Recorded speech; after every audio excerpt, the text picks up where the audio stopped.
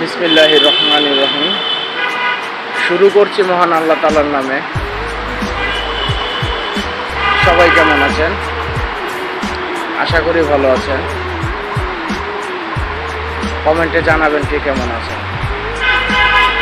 পৃথিবীতে সব করবেন, মানুষের নামে গীবত করবেন না, মানুষের নামে সমালোচনা করবেন না, মানুষকে নিন্দা করবেন না এবং মানুষকে অবহেলা করবেন না। মানুষকে ভালোবাসুন, মানুষের পাশে থাকুন, উপকার করতে না পারুন কিন্তু ক্ষতি করবেন না।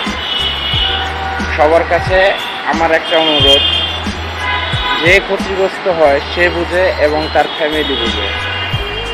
আপনি এবং আমি একজনের ক্ষতি করে সাময়িক সুখ পাব, কিন্তু তার ক্ষতিপূরণটা কিভাবে পূরণ হবে বা কিভাবে তার ক্ষতিপূরণের দায়ভার কে নিবে এটা কেউই জানে না।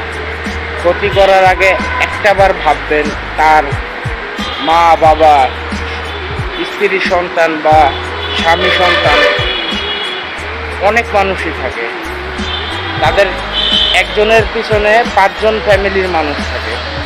তো আপনারা মানুষের ক্ষতি করবেন না, আর ক্ষতিগ্রস্ত হোক